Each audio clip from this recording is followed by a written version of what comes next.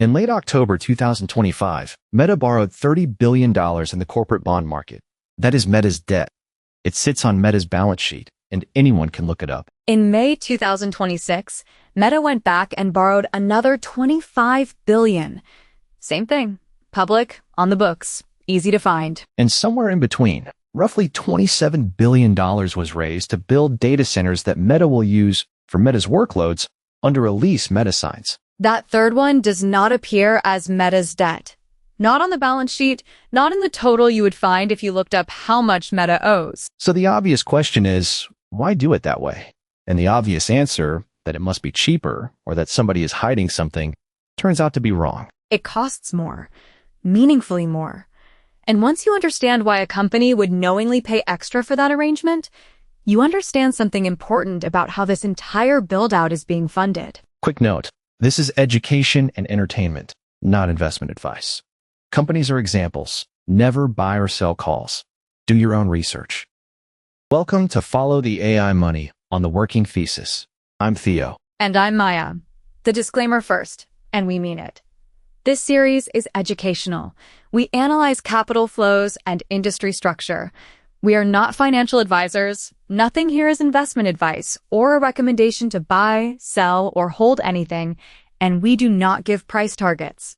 What we are trying to hand you is a way of thinking about these structures, not a verdict on any company. This is the first of a two-part arc we are calling the financing web.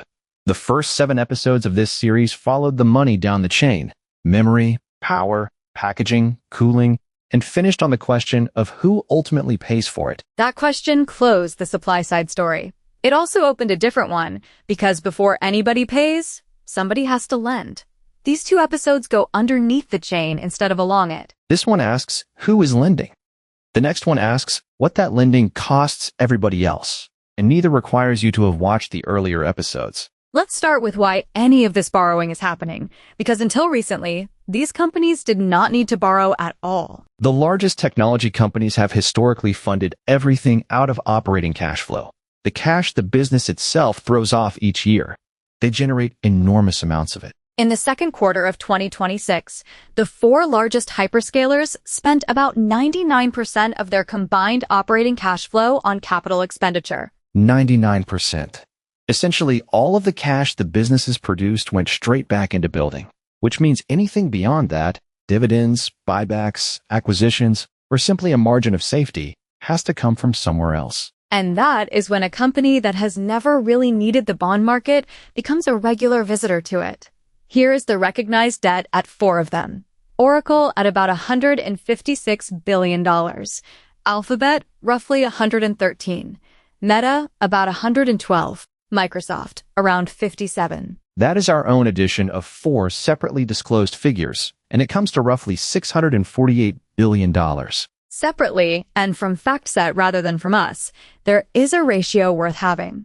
External debt has gone from funding around 9% of hyperscaler capital expenditure in 2024 to roughly 32%. So in about 2 years, borrowed money went from a rounding error in how this gets paid for to nearly a third of it. And everything we have described so far is the visible layer. It is disclosed, it is on the balance sheet, and you can find all of it. Now, before we get to the invisible layer, it is worth being honest about what most people believe is happening here, because a lot of it is circulating, and some of it is wrong in ways that are easy to check. The most common one, that NVIDIA raised $500 billion to finance AI data centers? It did not.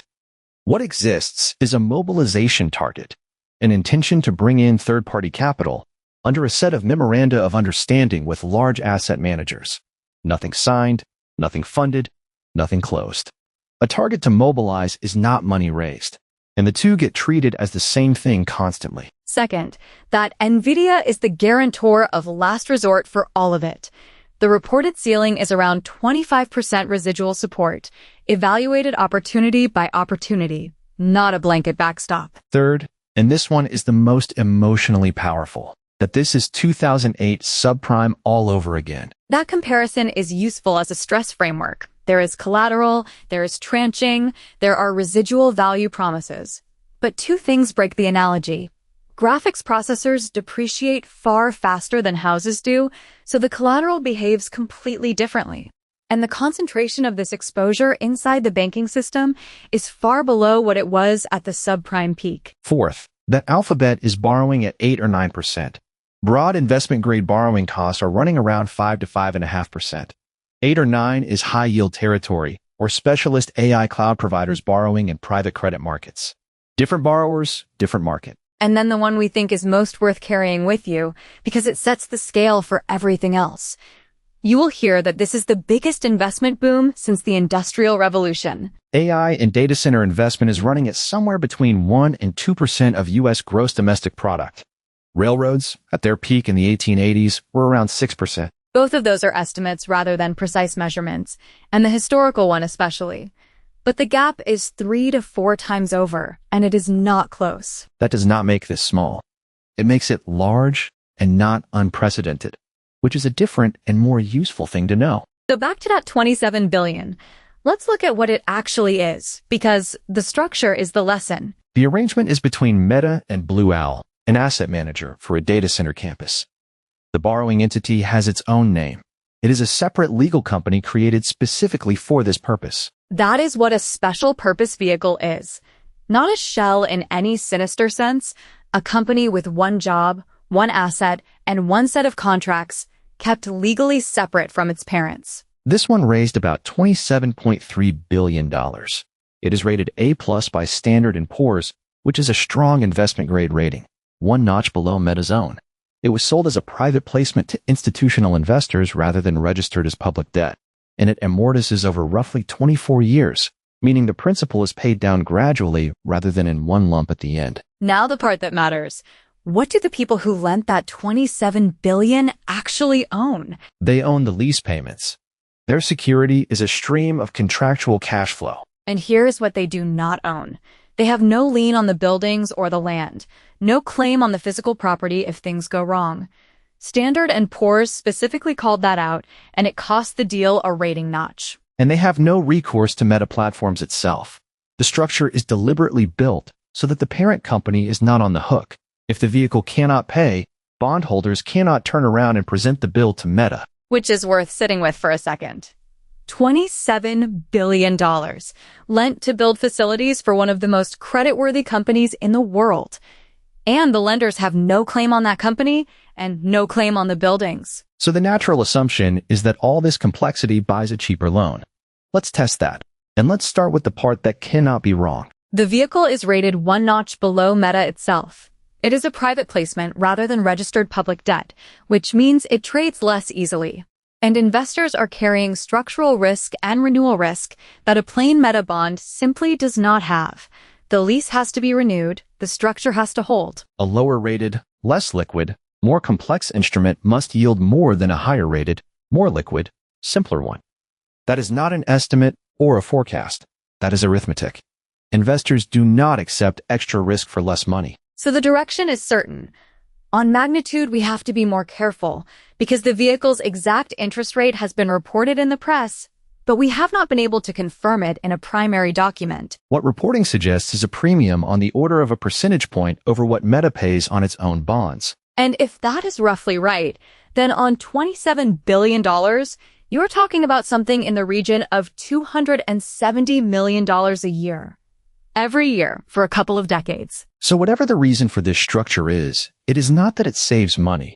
Somebody is deliberately paying a very large annual premium for it. There are two accounting reasons. This debt stays off Meta's balance sheet, and the second one is far more interesting than the first. The first is about control. Under U.S. accounting rules, you have to consolidate an entity, pull its debts onto your own balance sheet if you are what the standard calls the primary beneficiary. Roughly, if you control it and absorb most of its risks and rewards. Meta holds 20% of this vehicle. Blue Owl holds 80%, and as managing member, controls construction, asset management, and lease administration. So on the control test, Meta is not the primary beneficiary, and it does not consolidate. That door is fairly mechanical. The second door is about timing, and this is the one to spend a minute on. Under lease accounting, a company records a lease liability when the lease commences, when the asset is actually handed over and available to use, not when it is signed. And the liability recorded covers the initial lease term. not the whole economic life of the arrangement. So a lease that has been signed but has not started yet sits in the footnotes, described in words, rather than in the balance sheet as a number. And now the detail that turns this from an accounting lecture into an actual story. Data center leases historically ran 10 to 15 years. That was normal because a building is a long-lived asset. But over the past few years, tenants became genuinely worried about how fast AI chips become obsolete. Nobody wants to be contractually married to a facility built around a generation of hardware that is 3 generations old. So initial lease terms came down, in some cases, to as short as 4 years. That shortening was a risk management decision. It was about technology risk. It was not an accounting maneuver. But it has an accounting side effect.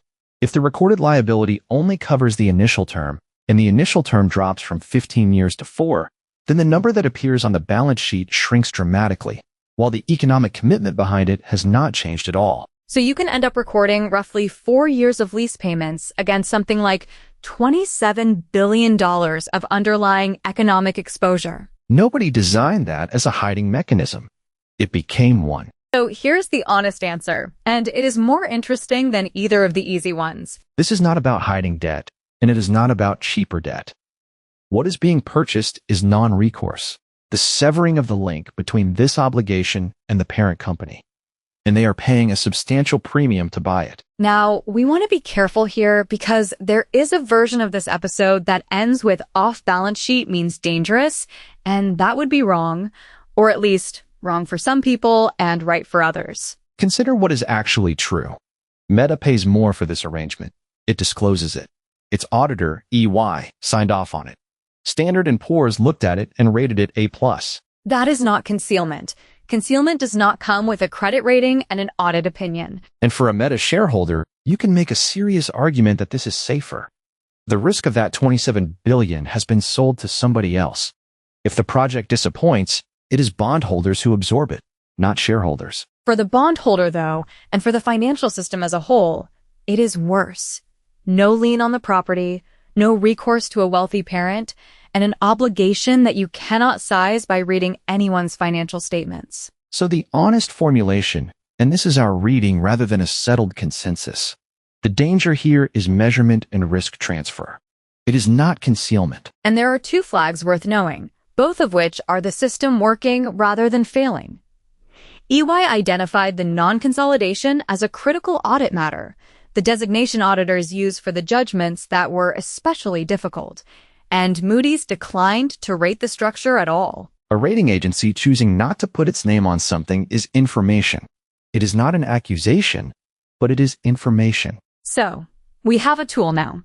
When you see one of these arrangements, do not ask whether it looks circular. Ask a narrower question. What is the actual obligation and who is owed it? And the best place to test that is the thing everyone has already seen, the circle diagram. A chip company invests in an AI company. The AI company buys chips, and an arrow loops back around. It has been on every finance channel this year. The problem with the circle diagram is that it draws every arrow as if they were identical. And when you actually read what has been filed, one label turns out to be covering 3 completely different instruments with 3 completely different risks. So let's take them one at a time. First, Broadcom. In June 2026, a $35 billion financing vehicle was established, led by Apollo, which buys chips and leases them to Anthropic. And Broadcom is reported to guarantee repayment to the senior note holders if Anthropic stops paying. We should flag that this comes from reporting rather than from a filing we have read. The confirming quarterly report is expected in September 2026. But if that reporting is accurate, it is the hardest of the 3. It is a direct payment obligation. Somebody else stops paying and you owe the money. Second, AMD. Its arrangement with OpenAI, made definitive in October 2025, is a warrant, an option for OpenAI to buy up to 160 million AMD shares at 1 cent each, vesting against deployment milestones and share price targets. Which is roughly 10% of the company. And that sounds enormous, and in ownership terms it is. But look at the risk type. If everything goes wrong, AMD owes nobody any money. Existing shareholders own a smaller fraction of the company than they did. That is dilution. It is not credit exposure at all. 0. Same circle diagram, completely different instrument. And third, NVIDIA, which is the one that has been most argued about, and the one where we can actually read the document. On the 17th of August 2026, NVIDIA filed a Form 8K with the Securities and Exchange Commission describing a partnership with SB Energy for a data center campus in Pike County, Ohio. The tenant is an affiliate of OpenAI Group, PBC. NVIDIA entered into what the filing calls residual value guarantees, covering leases for approximately 4.25 gigawatts of computing load. The press described this as NVIDIA guaranteeing OpenAI's payments. A number of careful analysts pushed back and said it was a promise about a building, not about a tenant. The filing says neither of those. And because it is a public document, we can simply read the sentence. This is quoted exactly from NVIDIA Corporation, Form 8K, filed the 17th of August, 2026. In the event of OpenAI's insolvency resulting in a default under a lease, or EE, OpenAI's failure to make payments under a lease, each a trigger event, NVIDIA will pay an amount generally equal to any shortfall between the guaranteed minimum value of a lease and amounts recovered through a replacement lease or sale. Read that in two halves, and the whole argument resolves. The first half is the trigger, insolvency, or failure to make payments. That is a tenant failing. So the press was right about that part. This is tenant credit risk. It is not a pure property promise. The second half is the measure, the shortfall between a guaranteed minimum value and what is recovered by reletting or selling. So the careful analysts were right about that part. NVIDIA is not on the hook for the rent stream.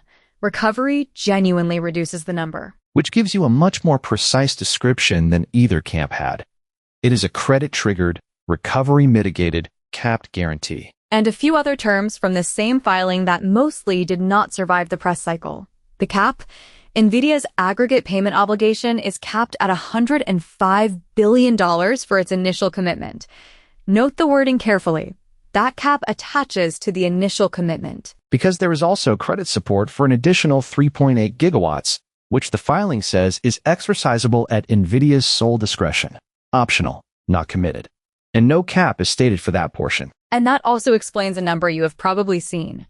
4.25 gigawatts committed plus 3.8 optional is a little over 8. So when the press reported 8 gigawatts, that figure was not invented. It read the committed and the optional as one number. On timing.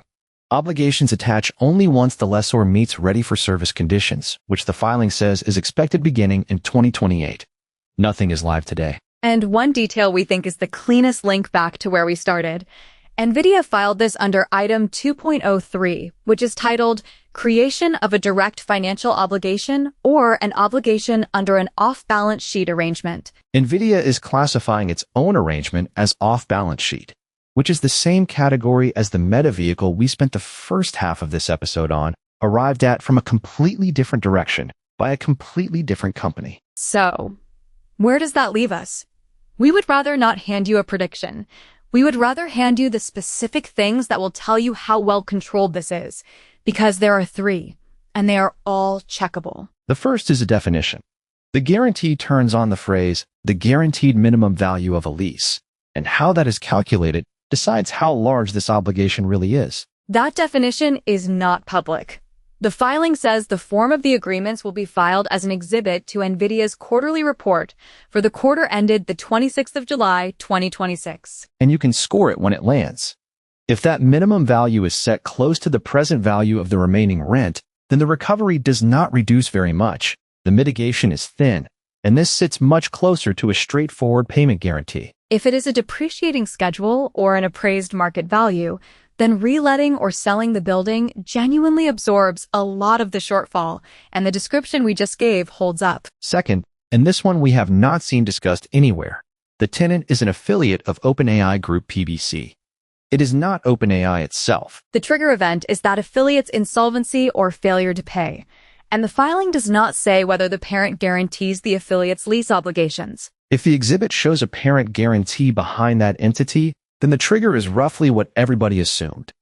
If instead it shows a thinly capitalized or bankruptcy remote entity, then the trigger is easier to reach than the phrase OpenAI defaults makes it sound. And it matters in a second way, because the filing says OpenAI has agreed to reimburse NVIDIA for amounts paid, Reimbursement is only worth what the entity promising it can pay. And in the branch where that entity has just become insolvent, that is a real question. Both of those resolve from the same document on the same date. That is a genuinely useful thing to have on a calendar. And the third one is open-ended, but it is the cleanest signal of all. The filing says NVIDIA's obligations terminate if OpenAI achieves a satisfactory credit rating. Which means a rating action on OpenAI is a live signal about this obligation in either direction. If OpenAI gets rated and the rating is good enough, this entire guarantee can simply switch off. If it does not, the guarantee runs, potentially to the 20th anniversary of each lease. So, that is what we would watch? Not whether the circle diagram looks alarming, but where that floor is set, who stands behind the tenant, and whether the tenant ever earns a rating of its own. And the thread running through all of it is the one we started with. The visible layer, bonds on a balance sheet, is the part everybody counts. The invisible layer is roughly the same size, costs more, and cannot be sized from the financial statements. Next episode, we ask what all of this borrowing costs everybody else, including people who have never bought a graphics processor in their lives. Thanks for following the money with us. Education, not advice. See you next time. That's a wrap. If this was useful, follow or subscribe for the next one, and tell us where we're wrong. Thanks for listening.